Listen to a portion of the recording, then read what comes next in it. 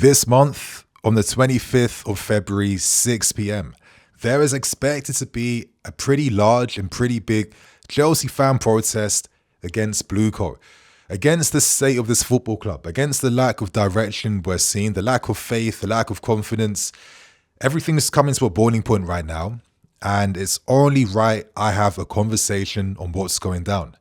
I'll be discussing 4 key points in this video, and as you guys know, I'm a man that likes to discuss all sides and all perspectives. So this is a serious time for the fan base. Let's have this conversation. And to start with things, we have to understand what exactly is this protest. For me, it's simply this.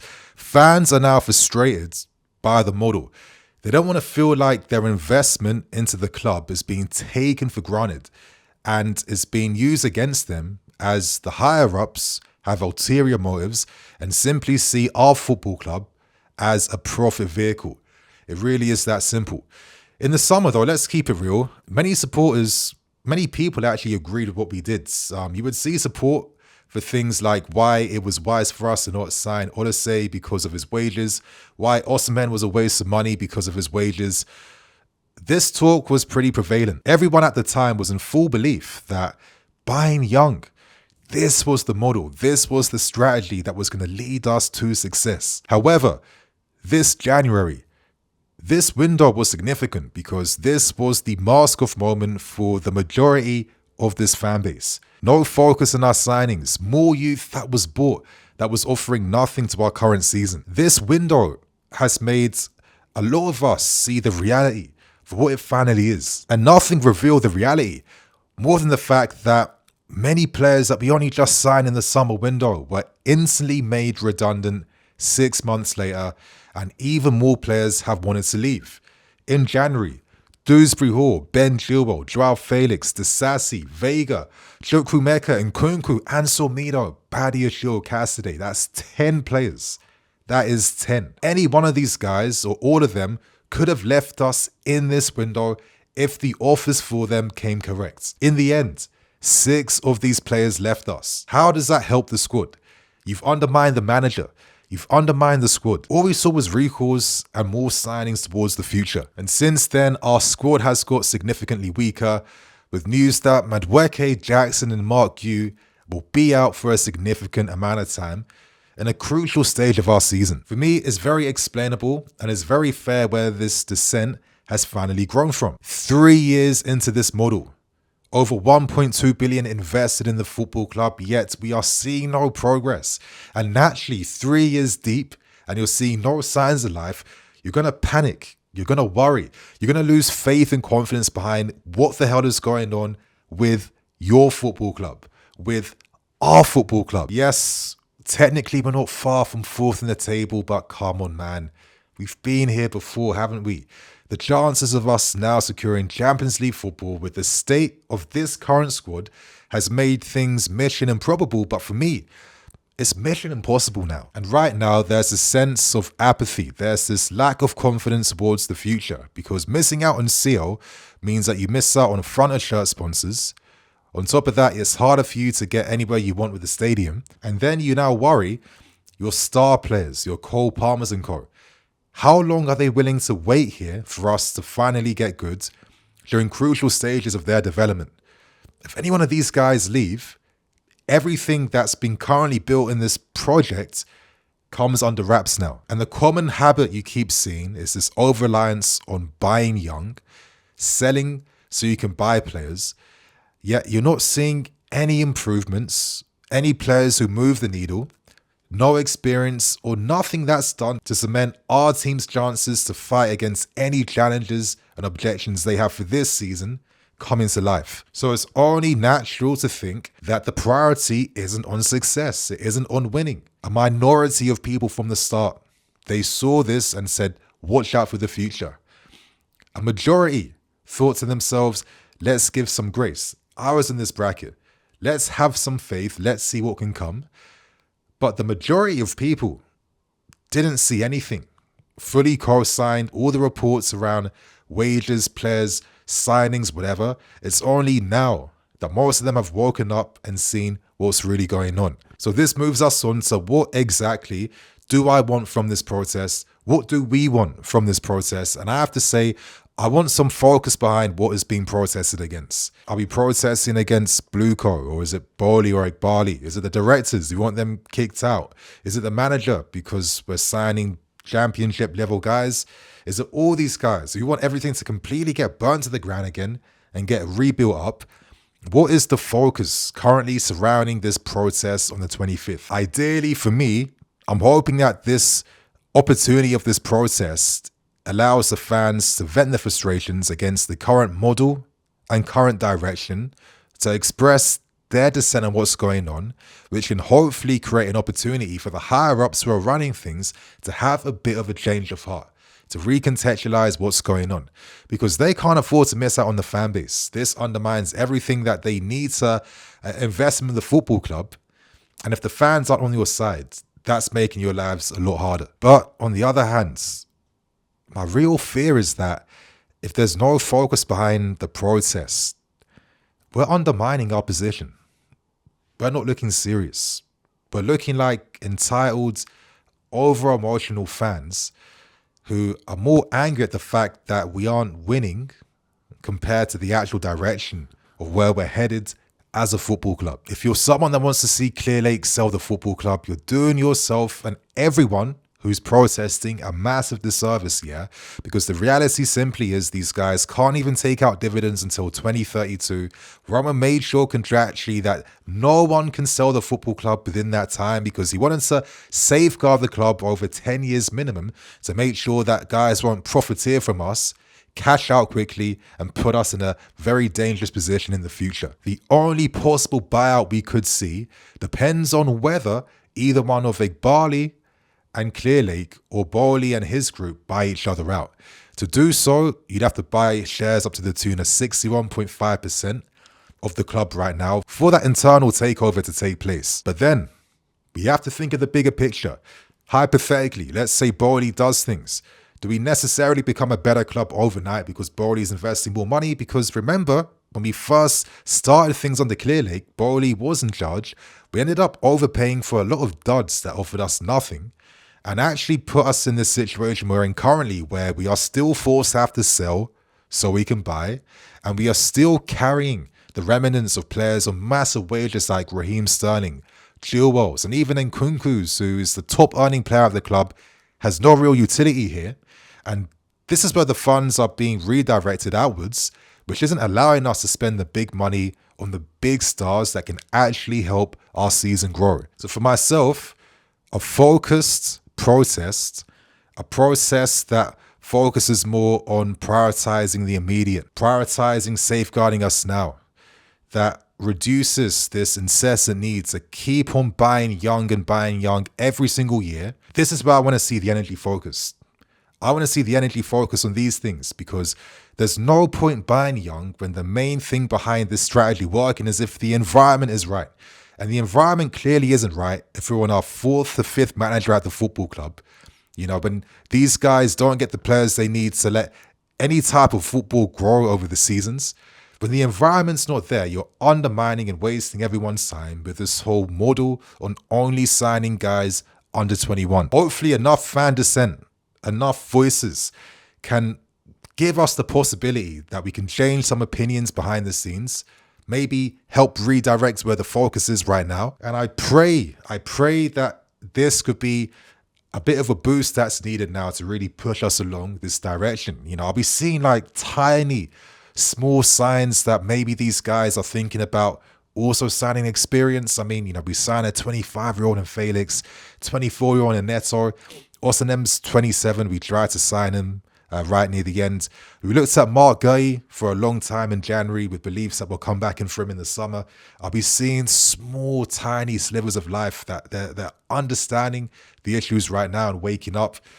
Listen, I'm just being optimistic, but at this point, you really just don't know, and you don't have that confidence. And that's where the real issue comes from. But equally, on the other hand, there is a sense of fan hypocrisy around things.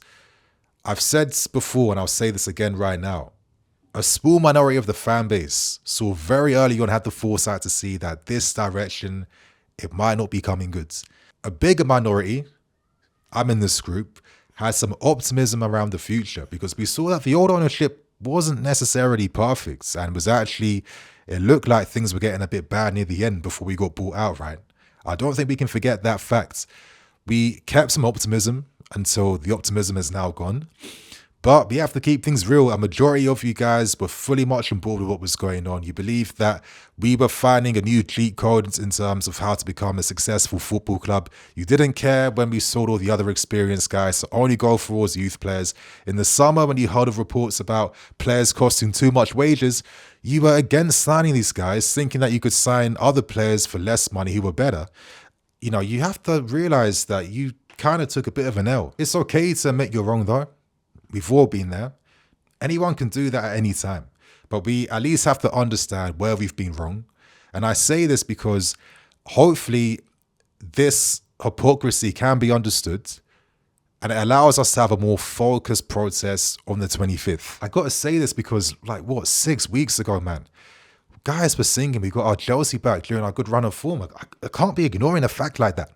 I can't just dismiss that because the energy and conversation is different now. You have to understand the past to make sure the future can be in a better place, right? And right now, fast forwards, I don't know what my football club is anymore. The manager's one-dimensional. We play boring. He's not using the squad, and the news talks of, Maresca profited from playing Pochettino football. And when he introduced his brand of football, we've got worse. Whereas actually last season, Pochettino's brand of football was heavily getting criticised of being childish, all-gun attacking football with no structure, no discipline. And it was just counter-attacking nonsense. What I found hard to understand is that there's not one bit of consistency that unites these criticisms and ideas over different seasons. If anything, it's like it's the same energy and level of criticism that just gets applied with a new lick of paint every single season. The strategy for sure can definitely be criticized for the lack of focus we are currently seeing, yeah?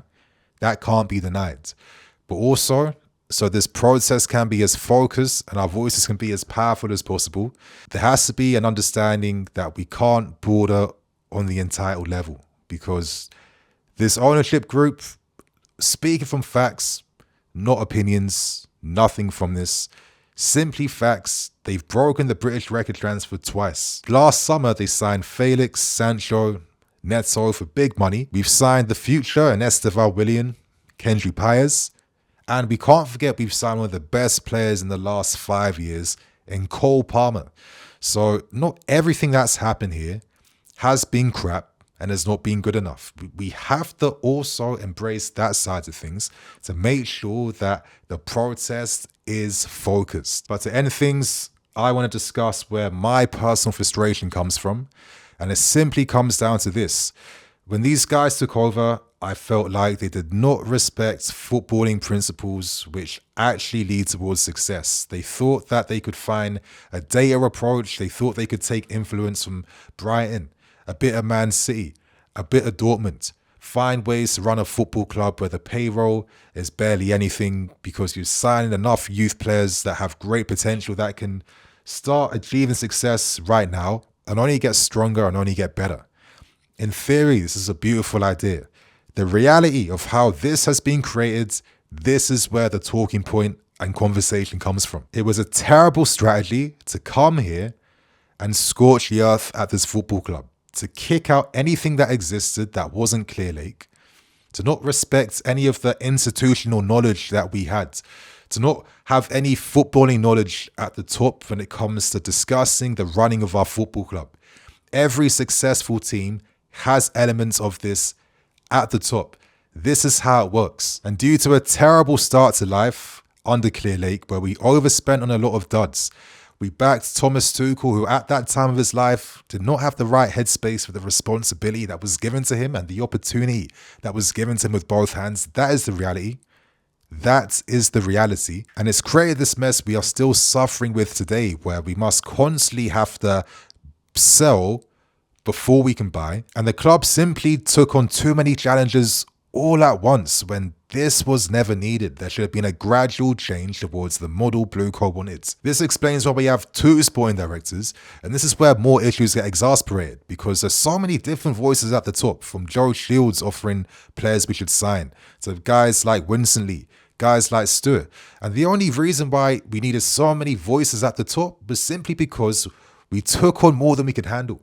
The job was too big for one man to take control of. You can't sell 20 players, buy another 20 players, scout another 20 players, whilst also looking to make movements on the stadium, whilst making movements on sponsors, whilst making movements on everything. It is too much to do in a short amount of time. And this is where I see the current fears around the priority being towards profit over our football club. Because I'm sure these guys wanted to cash out big when that 10-year period came up, right? So why waste the time? Why waste the time? Accelerate things right now and you'll bank big eventually. The game don't work like that. Football doesn't work like that. It's a human sport, human competition, human elements go into that. The moment you start stripping all of those tangibles to the sides, this is where the issues come from. It explains this recent pivot where we aren't able to offer the big money to secure big players. Look at Odyssey and Osimhen as prime examples. If both these guys were at our club this season, I don't think there's talks of any protests coming. And I think the manager's position and the squad's position is a lot stronger for that. Ask yourself, when we had two players in the palms of our hands that wanted to come here, why we couldn't get it through. And it simply comes from, in the case of Odyssey, having too many differing voices at the top and no unity, no focus. And in the case of Osimhen, not being able to afford his wage packet because you're still carrying the discards and remnants of expensive players that you don't even use right now.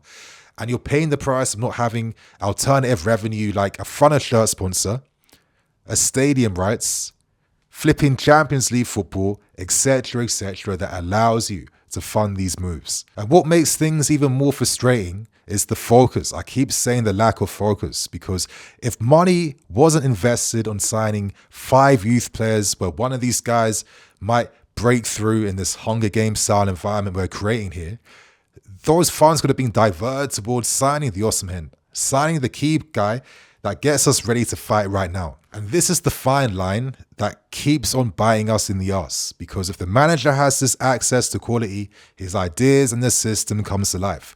Remember, only a handful of weeks ago, the criticism was we don't have players good enough who can take their chances and take their moments. Now, the new trend is the manager actually isn't good enough, and he didn't get the best start of a squad that he clearly was never happy with to begin with. Right now, we need decisive action. We need critical strategy now to turn all these small failings into a big win.